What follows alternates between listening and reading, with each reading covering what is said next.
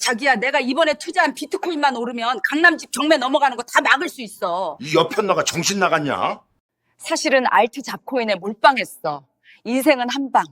남편이 30년 동안 나한테 못 해준 거 다 보장받을 거야. 야, 이 옆편네야, 네가 집을 담보로 비트코인을 해. 정년 나갔어. 기다려봐, 이제 곧 2배 갈 거야. 엄마, 내 전세금 3억 어디로 간 거야? 나 다음 달에 결혼식이란 말이야.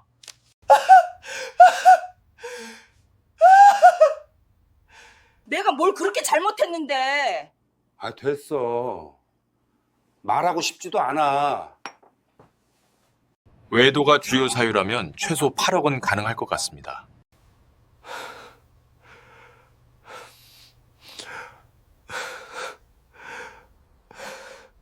오늘의 사연입니다.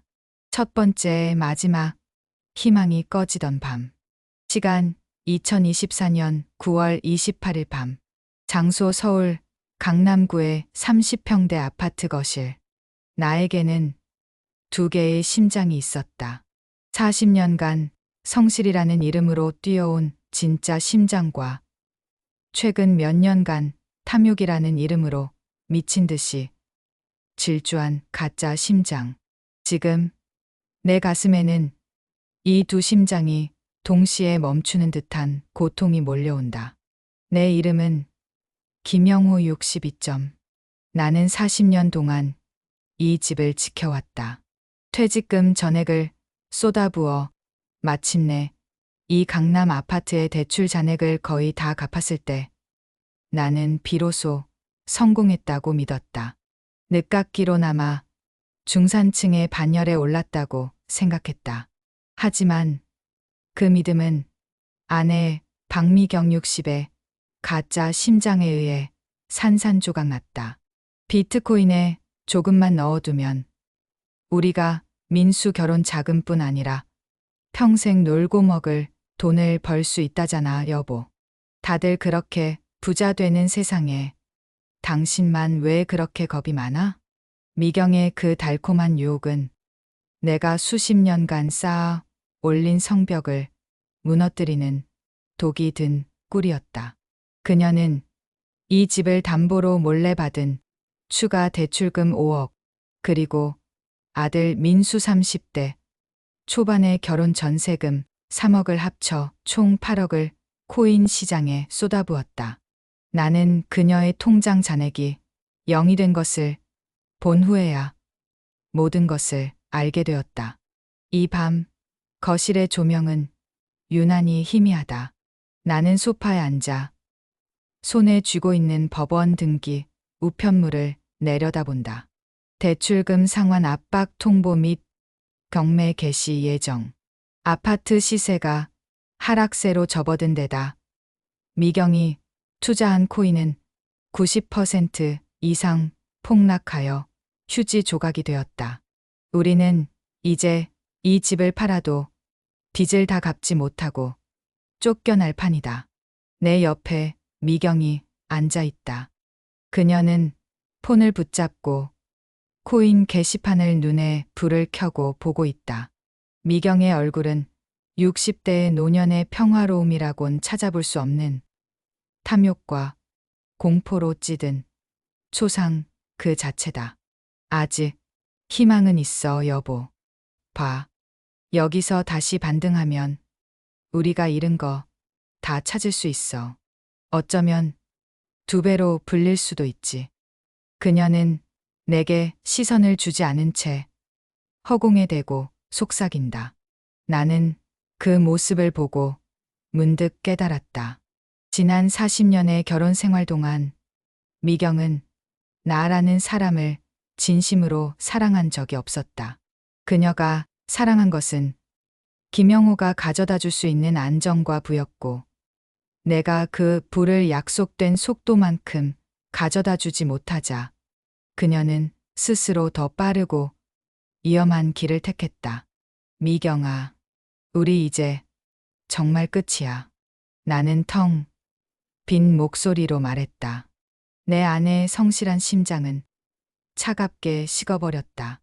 이제 남은 것은 배신감과 무능력하다는 비난에 대한 상처뿐이다. 두 번째 마이너스 40년 결혼 생활의 민낯. 시간 2024년 9월 29일 아침. 장소 서울 강남구의 30평대 아파트 주방. 아침 햇살이 주방을 비추었지만 공기는 밤새 얼어붙은 듯 차가웠다. 미경은 어젯밤의 충격에서 벗어나지 못한 채 애써 태연한 척 영호에게 커피를 내밀었다. 여보, 진정해. 어제 내가 너무 흥분했어. 하지만 당신도 알잖아.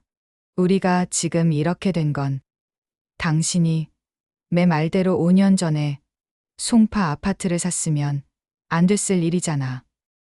그때 우리만 망설였어. 당신의 그 고리타분한 성실함이 우리를 이렇게 만든 거라고. 미경은 커피 잔을 테이블에 3개 내려놓았다. 그녀의 얼굴은 붉게 상기되어 있었고 눈은 영호를 향한 원망으로 이글거렸다. 그녀는 자신의 도박적인 투기를 정당화하기 위해 영호의 평생의 성실함을 난도질하고 있었다. 영호는 커피 잔을 밀어냈다. 그의 눈빛은 흔들림 없이 차분했지만 내면은 끓어오르는 용암 같았다. 박미경, 내가 당신에게 성실함을 보장했지. 탐욕의 끝을 보장했나? 당신이 아들 결혼 자금까지 손댄 건 도박이었어. 당신은 내가 평생 모은 돈을 당신의 헛된 욕망 때문에 다 날려버렸어. 이제 와서 내 성실함을 탓한다고? 그럼 당신은 40년 동안 나한테 뭘 해줬는데? 뭘 해줘? 내가 이 집을 어떻게 지켰는데? 당신 회사에서 퇴직하고 무능하게 놀 때 내가 얼마나 눈치 보면서 살았는지 알아? 나는 남들보다 뒤처지는 게 죽기보다 싫었어.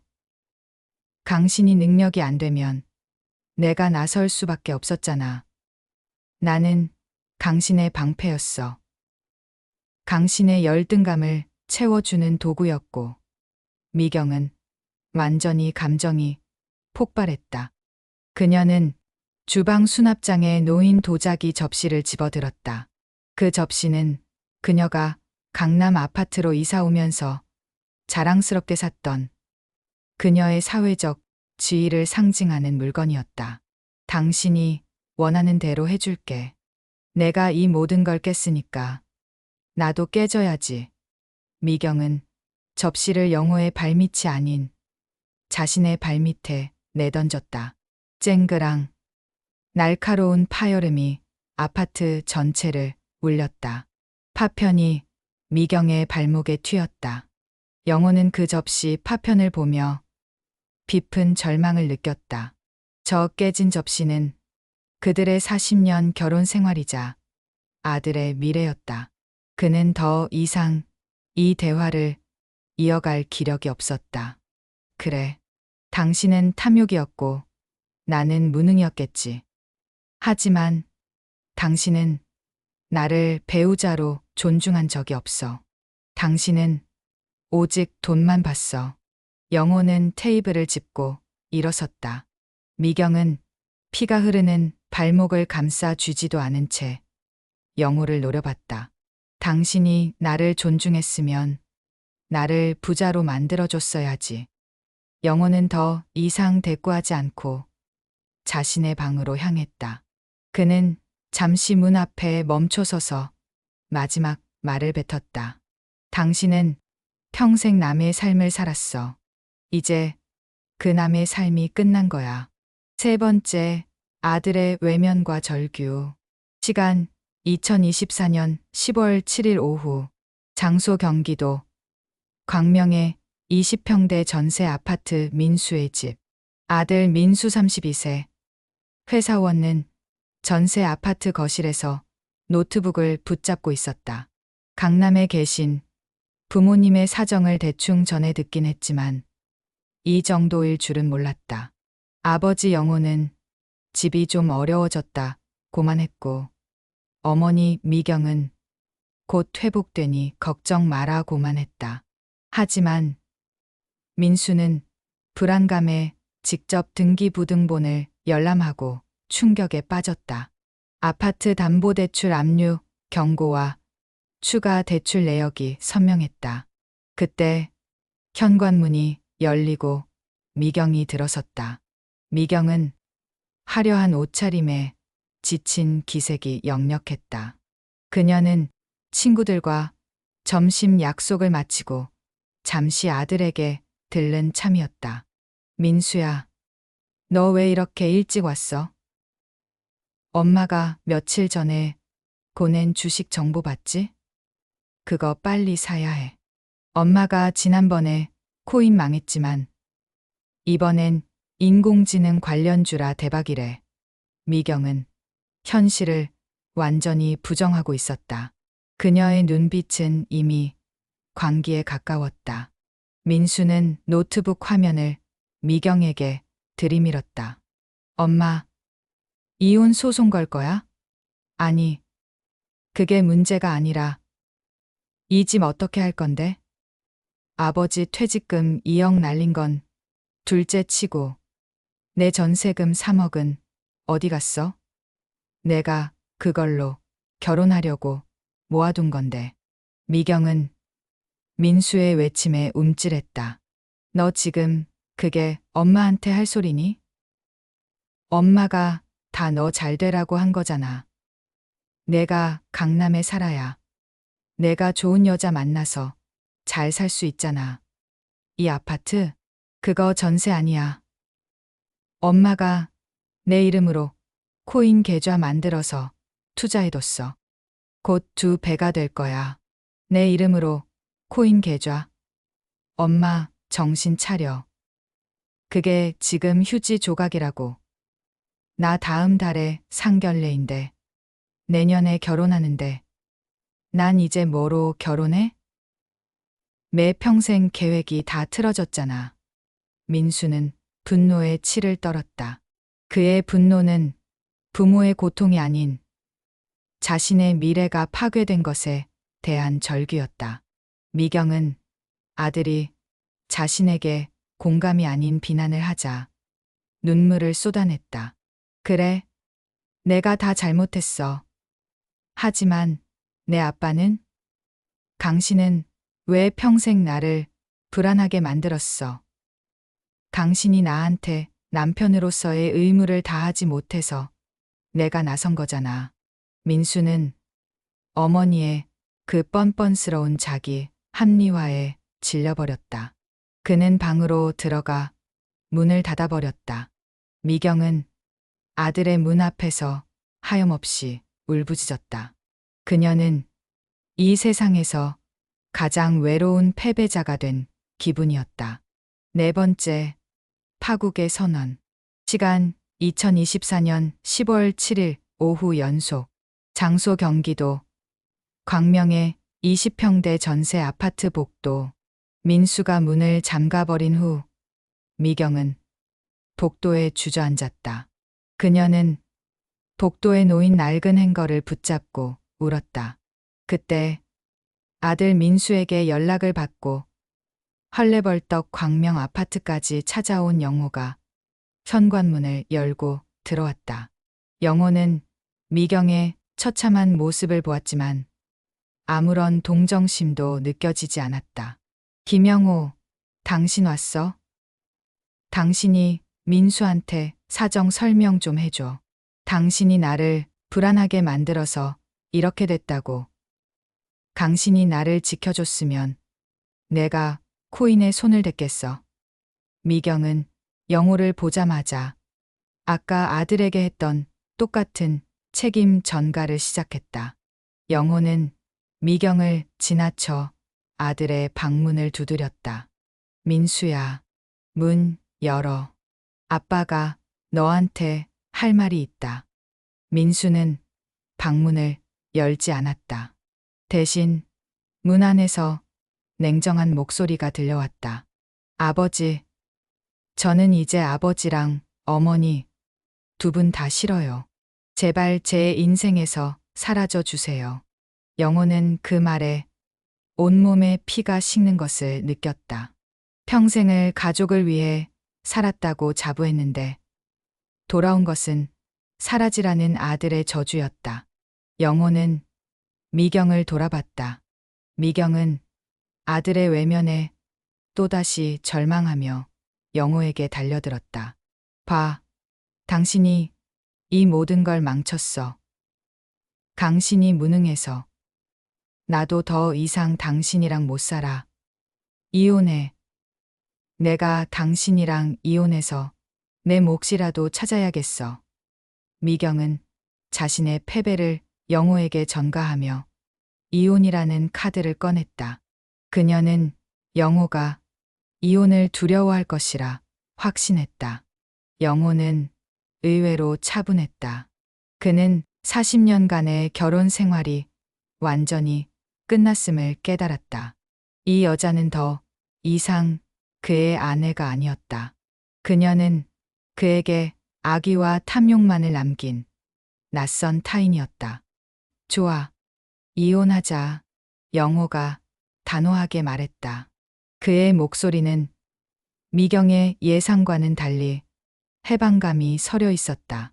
미경은 충격을 받았다. 뭐? 당신 지금 뭐라고 했어? 이혼하자고, 박미경. 당신은 나를 돈으로 받고 아들은 우리를 짐으로 봤어. 이 관계는 이제 존재할 가치가 없어. 이 집, 아들, 당신이 평생 모으려 했던 것들, 당신이 원하는 대로 내가 다 포기할게. 하지만 나는 오늘 여기서 나갈 거야. 당신이 원하는 대로 나는 당신의 인생에서 사라질게. 영호는 뒤돌아섰다. 그는 잠시 주머니를 뒤적이다. 지갑에서 꼬깃꼬깃 접힌 10만 원짜리 수표 한 장을 꺼내 미경의 손에 쥐어줬다. 이게 내가 당신에게 줄 수 있는 마지막 돈이다. 이걸로 당분간 필요한 거 써. 영호는 미련 없이 아파트를 나섰다. 미경은 쥐어진 수표를 보며 그 자리에 못 박힌 듯 서 있었다. 그녀의 눈에서는 눈물 대신 차가운 분노가 솟구쳤다. 영호가 자신을 버리고 도망쳤다고 생각했다. 5번째, 빈집의 공포와 미경의 몰락.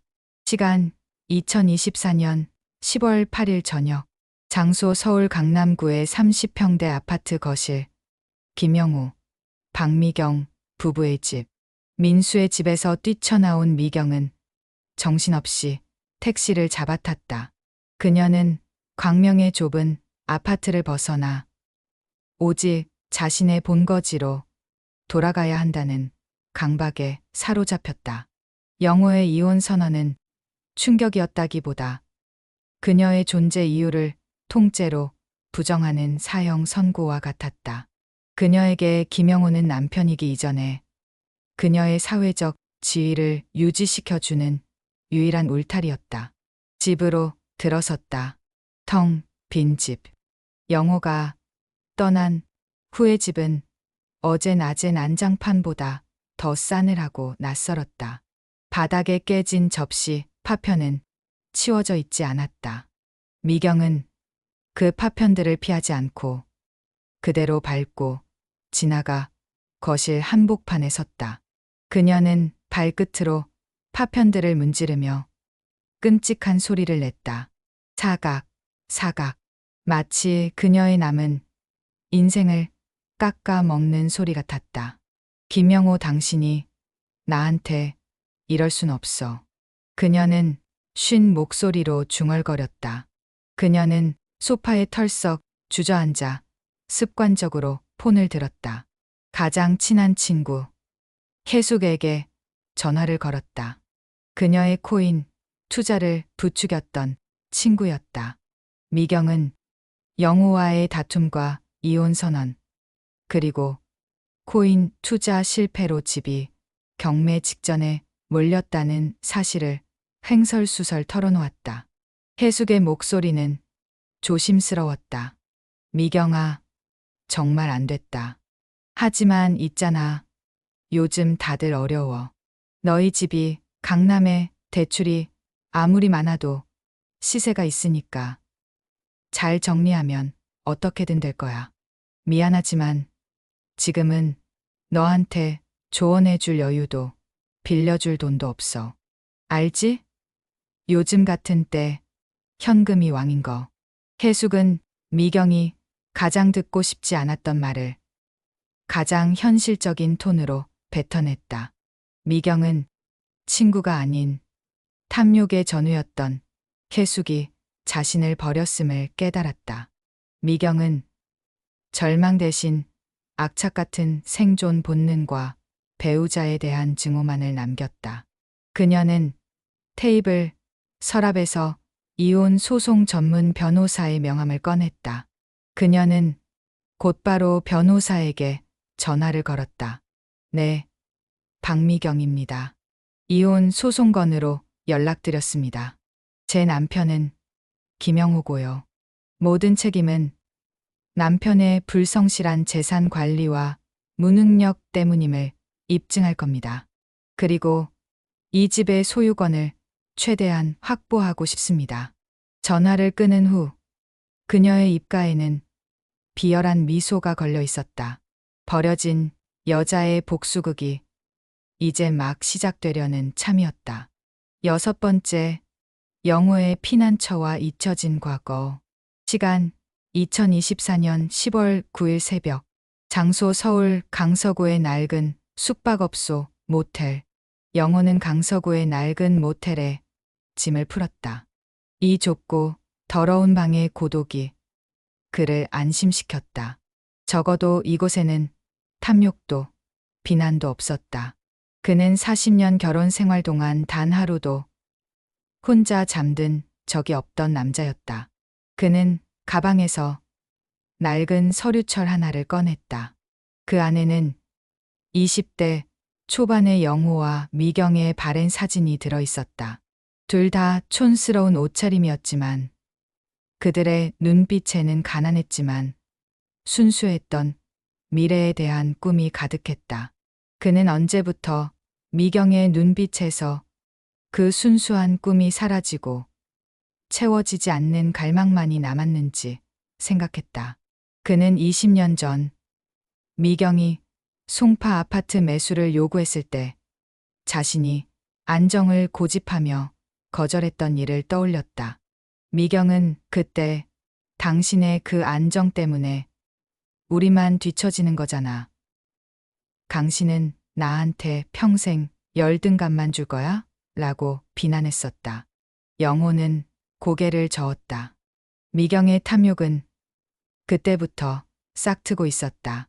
부동산이나 주식은 그저 탐욕을 실현하는 도구였을 뿐이다. 그녀의 내면에 자리 잡은 남들보다 나아야 한다는 강박은 그 어떤 돈으로도 채워지지 않았을 것이다. 그때 휴대폰이 요란하게 울렸다. 액정에는 이혼 소송 전문 김 변호사라는 낯선 이름이 떠 있었다. 전화를 받은 영호에게 변호사는 미경이 가정 경제 파탄의 책임을 영호에게 전가하고 있으며 심지어 영호의 외도 가능성에 대한 정보까지 확보 중이라고 압박했다. 영호는 충격을 받았다.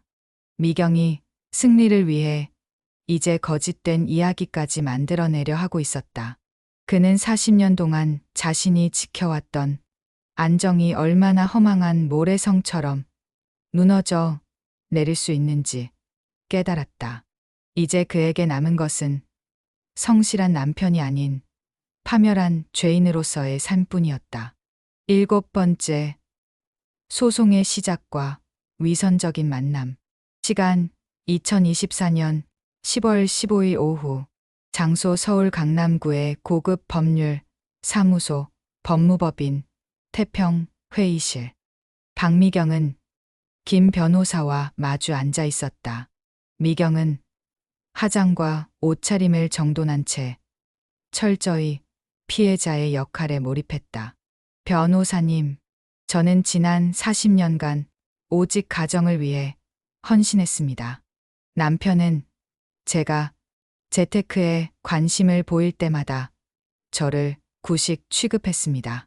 제가 코인에 손을 댄 것은 남편이 퇴직 후에도 재산을 공격적으로 불려주기는커녕 시대의 흐름을 무시하고 안일하게 대응한 탓이 큽니다.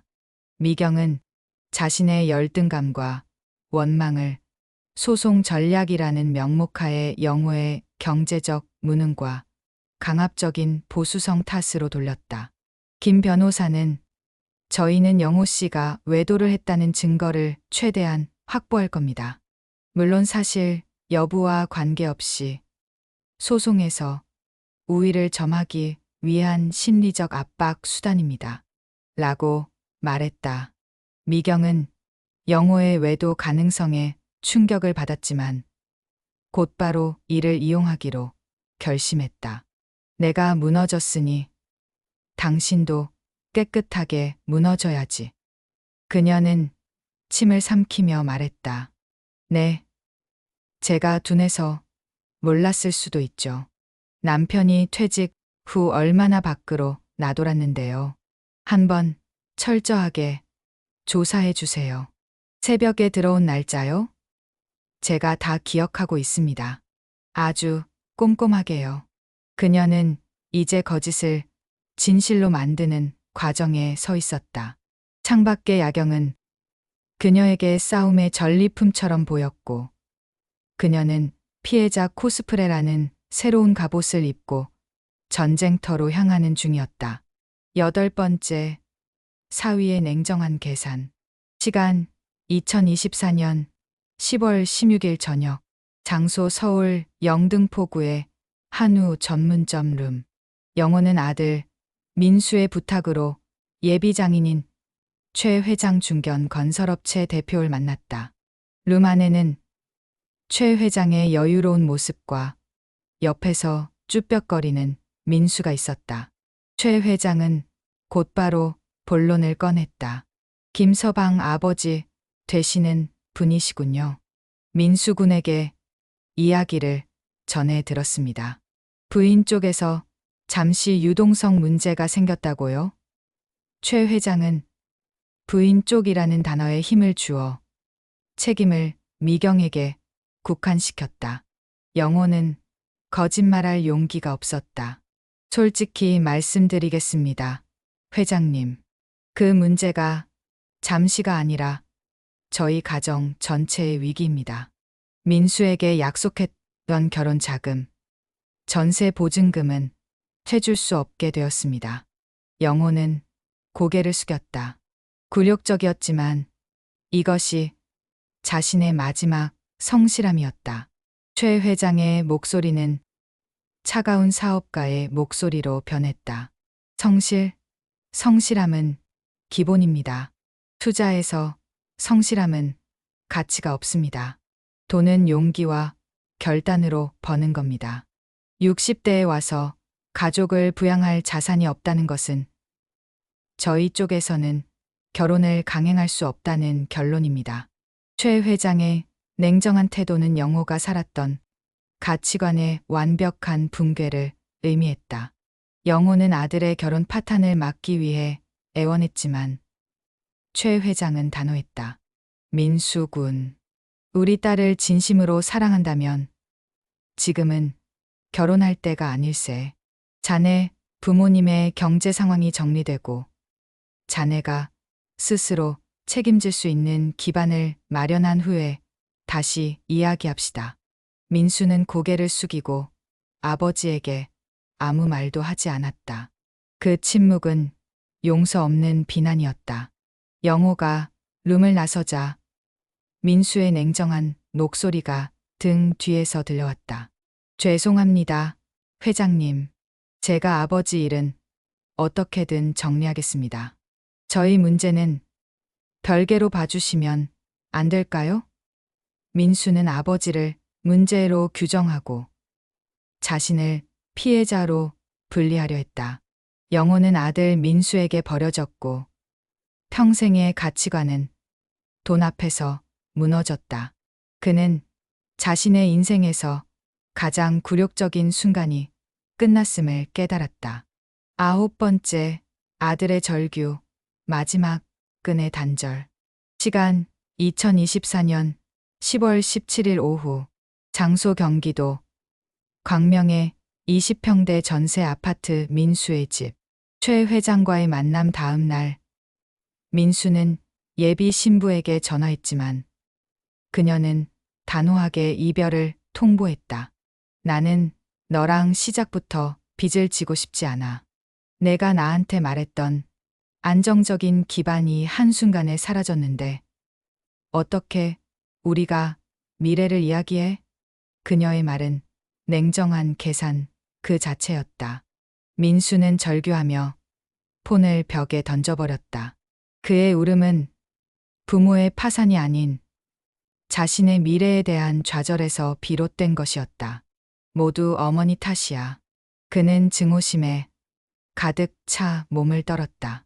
민수는 즉시 아버지 영호에게 전화를 걸었다. 아버지, 어머니한테 전화해요. 어머니한테 당장 책임지라고 말해요. 우리 결혼 파토 났어요. 아버지, 제발 정신 차리고 어머니한테 책임 소재를 명확하게 물어서 돈을 받아내요. 제가 결혼할 수 있게. 제가. 영호는 아들의 분노가 오직 돈에만 초점이 맞춰져 있다는 사실에 절망했다. 민수야, 엄마한테도 너한테도 아빠는 이제 아무것도 해줄 수 없다. 이제 너도 내 인생을 내 힘으로 살아라. 아빠는 내가 원하는 그런 능력 있는 아버지가 되지 못했다. 아버지, 당신은 정말 비겁해요. 어머니도 당신도 모두 저한테 집만 주고 도망치는 거잖아요. 40년간 뭘 한 거예요? 아버지, 나 이제 아버지랑 어머니 둘 다 싫어요. 내 인생에서 사라져요. 사라지라고요. 민수는 전화를 끊어버렸다. 영호는 아들의 마지막 절규가 자신의 심장에 깊이 박혔음을 느꼈다. 평생을 성실하게 살았던 영호에게 돌아온 것은 아들의 사라지라는 잔인한 저주였다.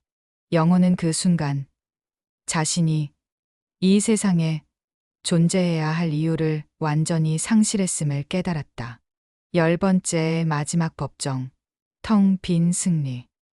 시간 2025년 3월 5일 오전. 장소 서울 가정법원 이혼 조정실.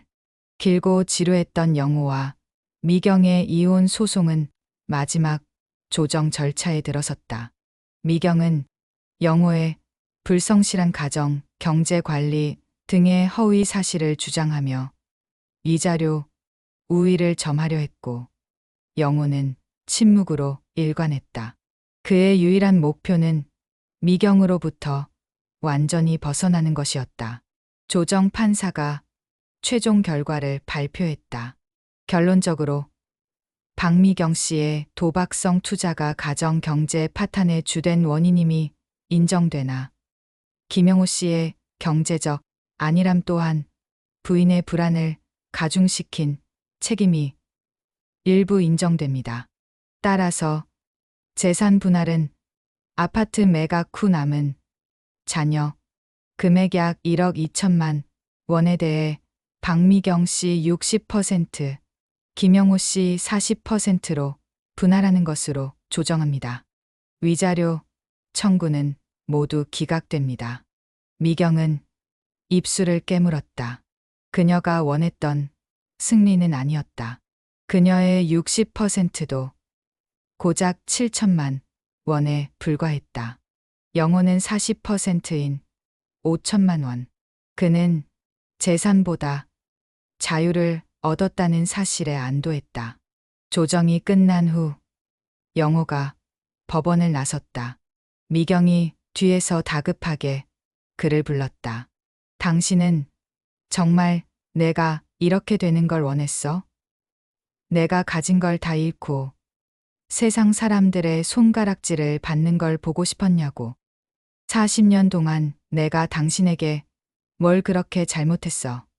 미경은 울먹이는 목소리로 영호의 가슴을 쳤다. 영호는 미동도 하지 않았다. 그는 미경의 눈을 똑바로 응시했다. 당신은 40년 동안 단 한 번도 나를 보지 않았어. 당신은 오직 당신이 남들처럼 가져야 할 것에만 집착했지. 그게 우리를 이렇게 만든 거야. 박미경. 당신은 나를 돈으로 평가했고 나는 당신에게 쓸모없는 존재가 되었지. 이제 나도 당신에게 쓸모없는 존재가 될 거야. 나는 내 남은 인생을 나 자신에게 쓸 거다. 영호는 미경의 손을 뺐다. 그리고는 마지막 말을 남겼다. 이제 당신이 그 7천만 원으로 당신이 원하는 삶을 살아봐. 그리고 너희들이 나에게 사라지라고 했으니 나는 이제 정말 사라질게. 민수에게도 전해. 아빠는 미안했다고. 영호는 미련 없이 법원 문을 나섰다. 미경은 그 자리에서 무너져 내렸다. 40년간 그녀가 쫓았던 욕망과 탐욕이 결국 그녀를 가장 초라하고 외로운 존재로 만들어버린 순간이었다. 영호는 법원을 벗어나 따뜻한 봄 햇살이 내리쬐는 길을 걸었다. 그의 어깨는 여전히 무거웠지만 마음속에는 처음으로 자유라는 낯선 감정이 스며들고 있었다. 텅 빈 노년. 하지만 적어도 이제 그는 더 이상 누군가의 기대나 탐욕에 의해 짓눌리지 않을 것이다.